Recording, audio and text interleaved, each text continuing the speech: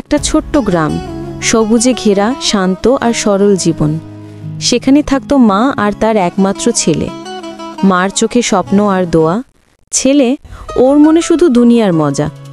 আজকের গল্পটা শুরু হয় সেই রাতের সঙ্গে, যখন মা একা প্রার্থনা করছে, হে আল্লাহ, আমার ছেলেটাকে হেদায়েত দাও, আমি যেন আবার ওকে নামাজে দেখি, সে যেন ভালো হয়ে যায় আর নামাজে মন দেয় এবং আল্লাহর পথে ফিরে আসে। সকালবেলা কুঁড়েঘর থেকে মা বের হচ্ছে। ছেলেটা মোবাইলে ব্যস্ত, বন্ধুদের সাথে আড্ডায় মগ্ন। মা চোখে উদ্বেগ নিয়ে ডাকছে, বাবা, নামাজের সময় হয়েছে, নামাজ পড়ে এসো, আর এভাবে সময় নষ্ট করা উচিত না। তুমি নামাজে আরও গুরুত্ব দাও বাবা। মা, আমি এখন ব্যস্ত, ফোনে কাজ আছে, আমি পরে নামাজ পড়ব, তুমি যাও তো। ছেলে বন্ধুদের সাথে গাছের নিচ তলায় আড্ডা দেখছে, হাসি, ঠাট্টা আর খেলাধুলা। মা পিছন থেকে দেখছে, কষ্টে চোখ ভিজছে। বাবা, এই আড্ডা তোকে কিছু দিবে না, নামাজে আসো, এভাবে সময় নষ্ট করো না। মা, আপনি বোঝেন না, আমার বন্ধুরা আমার সবকিছু, আমি এখন খেলাধুলা করব, তুমি যাও। রাত হলো, মা একা বসে আছে মাটিতে, তার চোখে জল, হৃদয় ভরা দোয়া। রাতে ঘরটা নীরব, শুধু আলোর ছায়া। হে আল্লাহ, আমার সন্তানকে অন্ধকার থেকে আলো দেখাও, আমি শুধু তোমার দয়ার আশায়। একদিন সকালে তার ছেলেকে পানি নিয়ে আসার জন্য তার মা অনুরোধ করে, কিন্তু তখনও সে তার বন্ধুবান্ধবীদের ব্যস্ত সময় কাটায় এবং পানি এনে দেয় না। মা তাকে জিজ্ঞেস করে যে, বাবা, মায়ের কথা শুনতে হয়, তুমি দিন দিন ইসলামের পথ থেকে চলে যাচ্ছ। মা, এখন আমি বন্ধুদের সাথে সময় কাটাবো, ঘুরবো, খেলবো, আমি এখন পানি এনে দিতে পারবো না। এখন আমার মজা করার সময়, খেলার সময়, বন্ধু নিয়ে ঘোরার সময়। একদিন বিকেলের আলোয় ছেলে রাস্তা পার হচ্ছিল।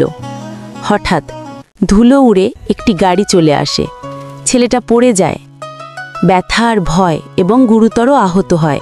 তারপর তাকে হাসপাতালে নিয়ে যায় এবং তার মাও হাসপাতালে চলে যায় খবর শোনা মাত্রই। ছেলেটা এখন হাসপাতালে, বিছানায় শুয়ে আছে, মুখে ব্যথা। মা হাত ধরে পাশে বসে আছে, কাঁদছে, কিন্তু আশার আলো নিয়ে বলতেছে, তোমাকে কতবার বলেছি মায়ের কথা শোনো, মায়ের কথা শুনতে হয়, আবার নামাজ কালামও পড়ো না, এই জন্য আজ এই অবস্থা তোমার। নিজেকে বুঝতে পারছো এখন? মা, আমি অনেক ভুল করেছি, নামাজ ছাড়লাম, তোমাকে কষ্ট দিলাম, আল্লাহ কি আমাকে ক্ষমা করবেন? আল্লাহর রহমত সীমাহীন, তাওবা করো বাবা, আর আল্লাহর পথে ফিরে এসো, আল্লাহ অবশ্যই তোমাকে ক্ষমা করবেন, ইনশাআল্লাহ। দিন যায়, ছেলে ধীরে ধীরে বদলে গেল। নামাজে মন বসল, পাঞ্জাবি ও টুপি পরে চলাফেরা শুরু করল। হৃদয়ে ভরা শান্তি। মায়ের কথা শুনতে লাগল আর নামাজও পড়তে শুরু করল। মা, আজ নামাজ পড়ে মনে হলো আমি নতুন জীবন পেলাম। এভাবেই তোমার পাশে থাকব আর আল্লাহর পথে চলব, ইনশাল্লাহ। আলহামদুলিল্লাহ, এটাই আমার সবচেয়ে বড় সুখ। সন্ধ্যার আলো গ্রাম ছুঁয়ে যাচ্ছে।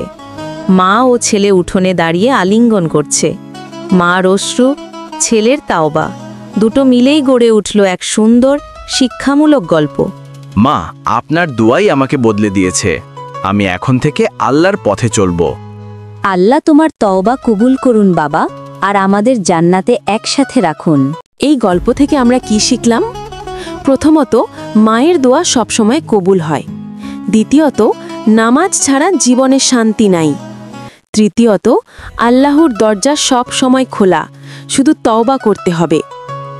বন্ধুরা, এই গল্পটা যদি আপনাদের অন্তর পর্যন্ত ছুঁয়ে যায়, তাহলে অবশ্যই লাইক, কমেন্ট এবং সাবস্ক্রাইব করতে ভুলে যাবেন না।